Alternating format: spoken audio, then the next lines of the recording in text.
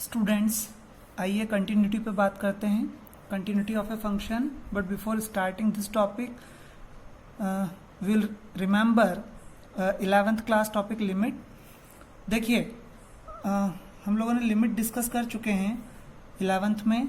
So limit x tends to 0 f of x की हमने जब बात की थी 11th क्लास में, सो इसमें हम लोगों ने लेफ्ट हैंड लिमिट और राइट हैंड लिमिट के बारे में बात की थी। Limit x tends to 0 minus f of x को हम लेफ्ट हैंड लिमिट, और limit x tends to 0 plus f of x को हम लोग राइट हैंड लिमिट कहते थे। जहां नंबर लाइन पर 0 माइनस का मतलब होता था 0 से कोई बिल्कुल छोटी वैल्यू, थोड़ी सी कम वैल्यू, और राइट हैंड लिमिट की हम बात करते थे तो x टेंड्स टू 0 प्लस 0 से कोई बहुत छोटी सी वैल्यू प्लस करके हम लोग लेते थे। तो क्योंकि ये वैल्यू राइट हैंड साइड में है और कोई वैल्यू जो पॉजिटिव होगी वो 0 की तरफ अप्रोच करेगी, इसलिए हम इसे राइट हैंड लिमिट, और कोई यहाँ लेफ्ट हैंड पर जो वैल्यूज हैं नंबर लाइन पर वो 0 की तरफ अप्रोच करेंगी, इसलिए उसको हम लोग LHL कहते थे। इसलिए अब यहाँ पर हम जब कंटिन्यूटी की बात करेंगे, किसी फंक्शन की कंटिन्यूटी की, तो उसके लिए आप देखिए कि वहाँ पर हमें ये लिमिट का कॉन्सेप्ट भी याद रखना ज़रूरी होगा, क्योंकि ये वहाँ यूज़ होगा कंटिन्यूटी में। तो अब आप देखिए कि मैं एक फंक्शन लेता हूँ, suppose f of x is equal to 1, x is less than और इक्वल टू 0 पे, और एक फंक्शन लेता हूँ 2 जो कि x इज ग्रेटर देन 0 पर है। सपोज ये एक फंक्शन है, तो इस फंक्शन के लिए हम लेफ्ट हैंड लिमिट और राइट हैंड लिमिट की बात करेंगे। तो यहां देखिए, इस फंक्शन में सपोज ये x और y एक्सेस की बात करूं मैं, सो x y, ये y डैश और ये x डैश, ठीक है। अब इसमें x इज लेस देन और इक्वल टू 0 पर, ये ओरिजिन है 0, तो x की वैल्यू जब 0 से लेस है और इक्वल है तो फंक्शन की वैल्यू हमेशा क्या बनी हुई है, 1 बनी हुई है। तो मैं अगर यहाँ पर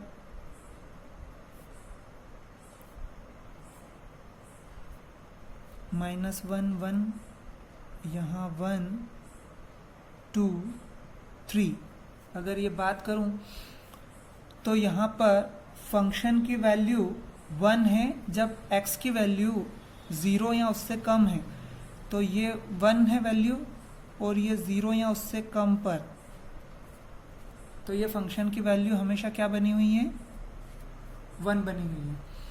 और फंक्शन की वैल्यू 2 है जब x की वैल्यू ग्रेटर देन 0 है, जब 0 से ग्रेटर है। देखिए, 0 से ग्रेटर की बात हो रही है तो उसमें 0 शामिल नहीं है, इसलिए यहाँ पर मुझे नॉट बनाना पड़ेगा, ठीक है। और उसके बाद सारी ग्रेटर वैल्यूज के लिए वैल्यू क्या है, 2 है, मतलब इसमें ये 0 शामिल नहीं है। और यहाँ पर 0 के लिए और उससे लेस वैल्यू के लिए वैल्यू क्या है, 1 है, ठीक है। तो आप देखिए, जब मैं इस फंक्शन को यहाँ ड्रॉ करता हूँ एक्सेस के ऊपर, ग्राफ के ऊपर, तो यहाँ पर ये फंक्शन डिसकंटिन्यू इसलिए कह सकता हूँ क्योंकि इसको एक जनरल भाषा में आप समझें तो इस फंक्शन को जब मैं ग्राफ पर ड्रॉ कर रहा हूँ तो मुझे पेन उठाने की जरूरत पड़ रही है, मतलब मैं इसे बिना पेन उठाए कंटिन्यूस नहीं बना सकता, क्योंकि फंक्शन यहाँ से यहाँ तक बन रहा है और उसके बाद फिर उसमें ये शामिल नहीं है, इसलिए फिर मुझे यहाँ से दूसरी लाइन ड्रॉ करनी पड़ रही है। तो इसलिए मैं इस फंक्शन को क्या बोलूंगा, डिसकंटिन्यू। अब ये डिसकंटिन्यू अगर मैं यहां देखूं तो आप देखिए, मैं अगर LHL और RHL की बात करूं यहां पर, तो limit x tends to 0 minus f of x और limit x tends to 0 plus f of x, अगर मैं देखूं कि ये दोनों लिमिट्स जो हैं ये क्या आपस में इक्वल हैं, तो आप यहां पर देखिए 0 से निगेटिव कोई भी वैल्यू लोगे आप, 0 निगेटिव का मतलब है 0 से छोटी, तो 0 से हर छोटी वैल्यू के लिए यहां पर वैल्यू क्या है, 1 है, फंक्शन की वैल्यू क्या है, 1 है। और 0 से बड़ी यानी यहां पर 0 पॉजिटिव का मतलब होता है 0 से ज्यादा, और 0 से ज्यादा मतलब यहां से राइट हैंड साइड में, तो राइट हैंड साइड पर वैल्यू जो है वो 2 की तरफ अप्रोच कर रही है। देखिए आप राइट हैंड लिमिट की जब आप बात करेंगे तो वैल्यू किस तरफ जा रही है, 2 की तरफ जा रही है।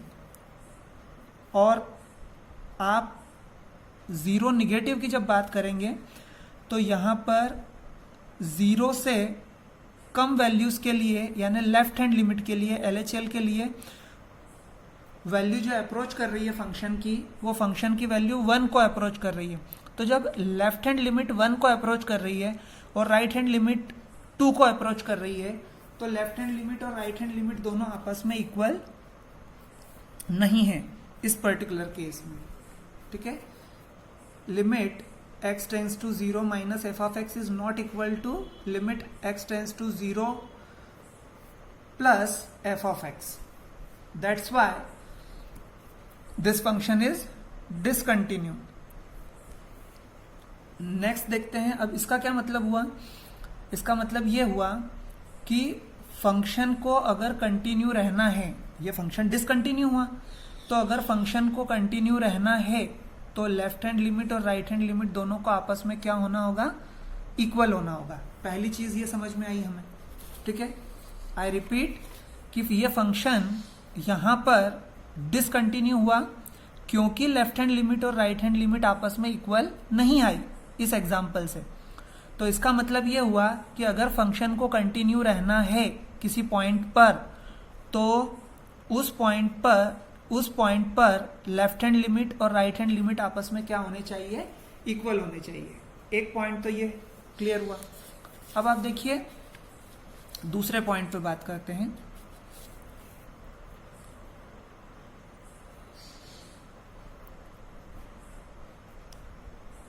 अगर मैं बात करूं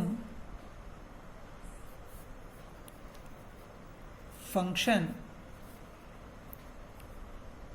1 है x is not equal to 0 पे और 2 है x इक्वल टू 0 पर। अब अगर हम इस फंक्शन की बात करें तो यहां देखिए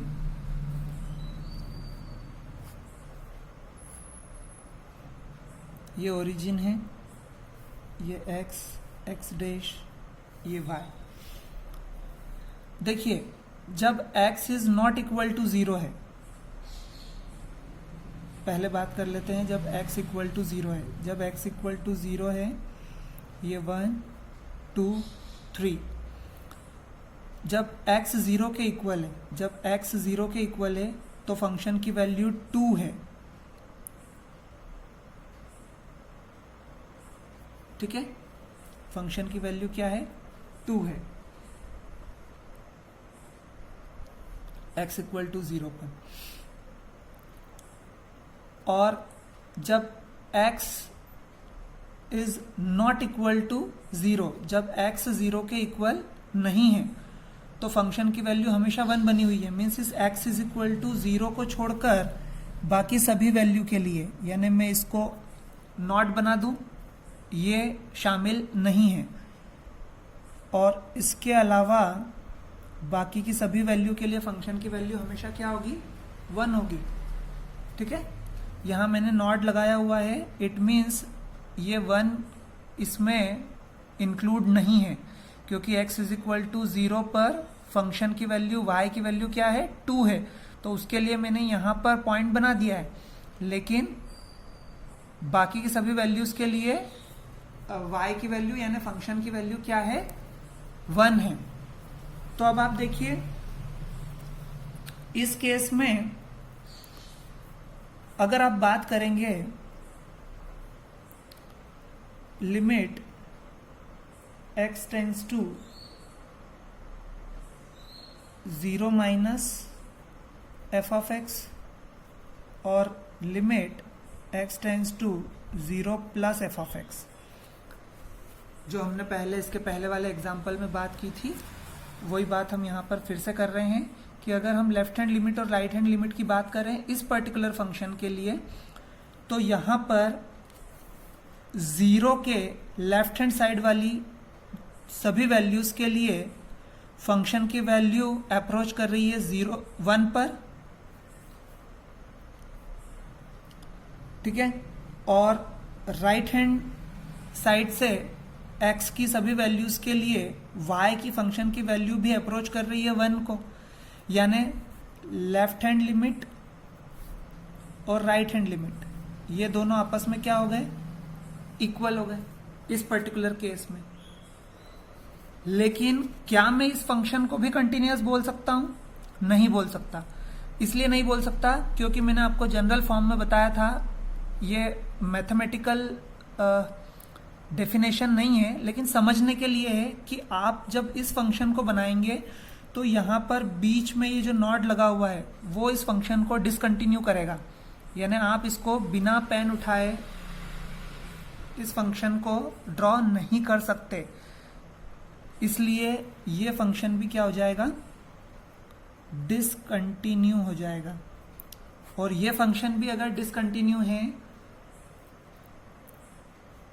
तो इससे एक चीज ये क्लियर होती है कि अगर लेफ्ट हैंड लिमिट और राइट हैंड लिमिट आपस में इक्वल आ भी जाएं तब भी फंक्शन डिसकंटिन्यू हो सकता है अगर उसकी वैल्यू f ऑफ 0 के इक्वल न हो। अब यहां पर f ऑफ 0 से क्या मतलब है कि f ऑफ 0 से मतलब ये f ऑफ x है फंक्शन, तो उसमें x इज इक्वल टू भी 0 होना चाहिए, यानी x इज इक्वल टू 0, ये x इज इक्वल टू 0 पर भी फंक्शन की वही वैल्यू इक्वल होनी चाहिए, तब जाके आप फंक्शन को क्या बोल सकते हो, कंटिन्यू बोल सकते हो। ये हमें इससे समझ में आता है क्योंकि यहां पर वैल्यू 1 को अप्रोच कर रही थी, लेकिन सिर्फ x इज इक्वल टू 0 पर वैल्यू 1 नहीं थी। तो अगर x इज इक्वल टू 0, ये देखिए f ऑफ x में मैंने x की प्लेस पे क्या रखा, 0 रखा, तो f ऑफ 0 पर भी अगर वही वैल्यू हुई जो लेफ्ट हैंड लिमिट और राइट हैंड लिमिट पर है, यानी यहाँ पर अगर फंक्शन की वैल्यू 1 को अप्रोच कर रही थी, राइट हैंड वाली भी 1 को अप्रोच कर रही थी, तो अगर x पर भी x इज इक्वल टू 1 हो जाता, यानी left hand limit, right hand limit और फंक्शन की वैल्यू उस पर्टिकुलर पॉइंट पर ये तीनों अगर आपस में इक्वल होते हैं तो ही फंक्शन कंटिन्यूअस होगा। और इस पर्टिकुलर केस में f of 0 left hand limit और राइट हैंड लिमिट के इक्वल नहीं है, जबकि लेफ्ट हैंड लिमिट और राइट हैंड लिमिट आपस में इक्वल हैं, तब भी फंक्शन क्या है, डिसकंटिन्यू है। तो इससे हम एक कंक्लूजन निकाल सकते हैं, वो ये कि limit x tends to 0 minus F of x is equal to limit x tends to 0 plus F of x is equal to F of 0। अगर ये तीनों कंडीशन एक दूसरे के इक्वल है तभी फंक्शन क्या होगा, कंटिन्यू होगा। अब देखिए, if I am taking f of x is equal to x square for all values of x। अगर मैं एक फंक्शन x स्क्वायर की बात करूं जो सभी पर x की हर एक वैल्यू के लिए x स्क्वायर अगर हो, तो आप देखिए जब मैं इस फंक्शन का ग्राफ ड्रॉ करूंगा,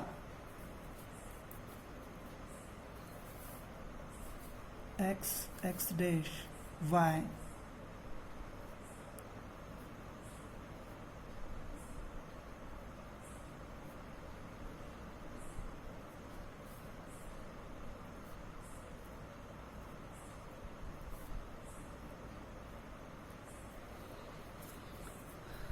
अब आप देखिए x की वैल्यू में अगर +1 लेता हूं तो 1 स्क्वायर भी क्या हो जाएगा, 1 हो जाएगा, इसलिए y की वैल्यू भी क्या आ जाएगी, 1 आ जाएगी।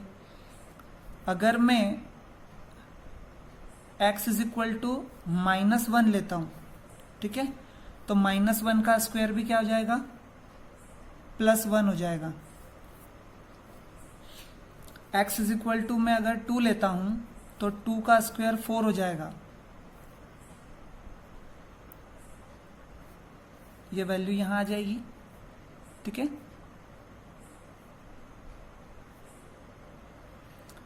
x इज इक्वल टू -2 लेता हूं तो वो वैल्यू भी क्या हो जाएगी, 4 हो जाएगी। x इज इक्वल टू 3 लेता हूं तो 3 का स्क्वायर 9, और x इज इक्वल टू -3 लेता हूं तो वो वैल्यू भी क्या हो जाएगी, 9 हो जाएगी। और जब मैं x इज इक्वल टू 0 रखता हूं यहां पर, तो x इज इक्वल टू 0 के लिए फंक्शन की यानी y की वैल्यू भी क्या हो जाएगी, 0 हो जाएगी, तो वैल्यू यहां आ जाएगी। तो आप देख रहे हैं कि ये सभी वैल्यूज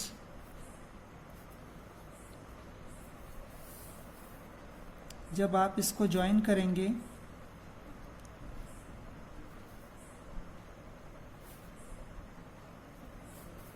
तो ये एक आपको कंटिन्यूअस फंक्शन मिलेगा और ये एक पैराबोला है।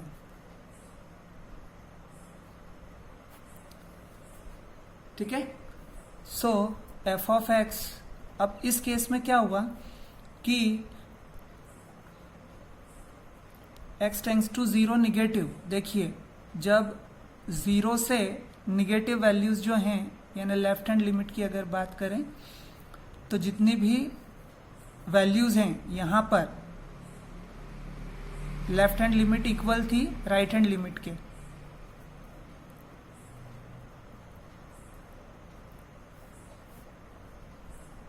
F of x,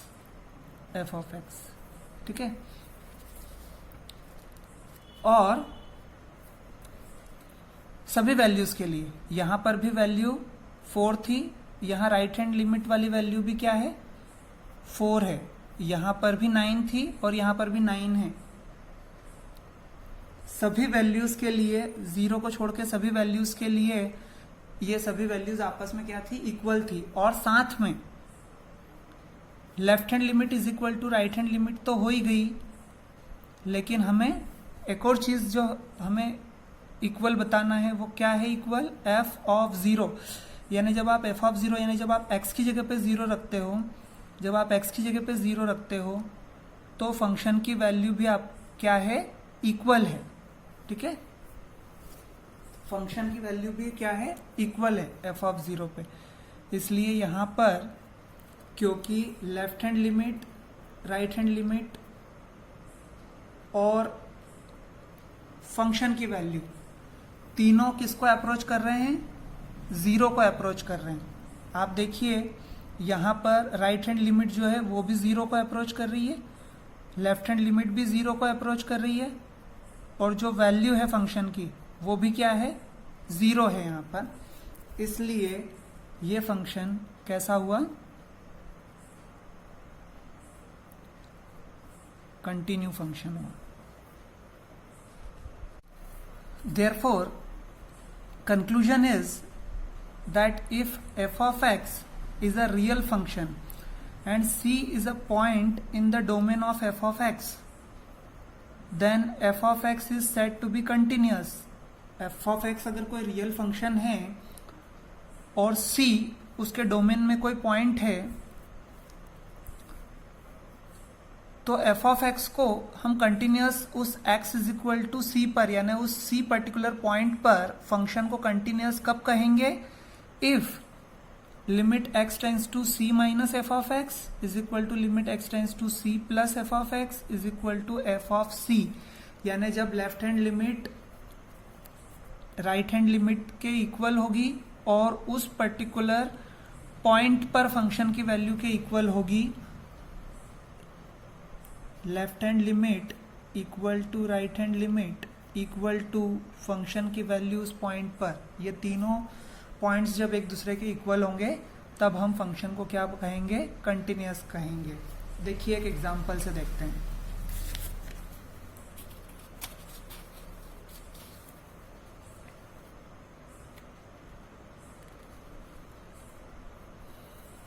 Question is that examine the continuity of the function 2x square minus 1 at x is equal to 3. It means what? According to the conclusion of or the definition of our continuity, that c minus c plus and f of c and x is equal to c is a point. So here c is equal to 3 and y is equal to f of x is equal to 2x square minus 1. This is our function. तो first क्या calculate करना है हमें? First हमें calculate करना है limit x tends to c minus F of x.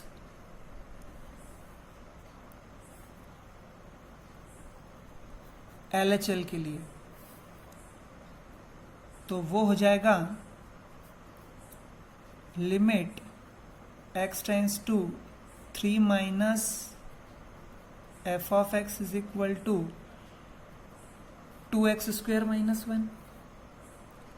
Therefore limit, अब आपको पता है 11th क्लास में हम लिमिट्स चैप्टर में पढ़ चुके हैं कि जब हमें लेफ्ट हैंड लिमिट निकालनी होती है तो हम एक पॉइंट लेते हैं, स्लाइटली एक बहुत छोटा पॉइंट लेते हैं, जैसे 0.0001, 0.0001 लाइक दिस, 0.0002। इस तरीके से h एक बहुत छोटा पॉइंट होता है जो किसको अप्रोच करता है? 0 को अप्रोच करता है। तो जो फंक्शन की वैल्यू होती है उसमें हम x की जगह पर 3 माइनस h पुट करते हैं। और ऐसा हम क्यों करते हैं? क्योंकि आप देखिए कि अगर 3 कोई पॉइंट है और हम उसकी लेफ्ट हैंड लिमिट निकाल रहे हैं और लेफ्ट हैंड में कोई एक बहुत ही छोटा पॉइंट जो 3 से बहुत छोटा पॉइंट है,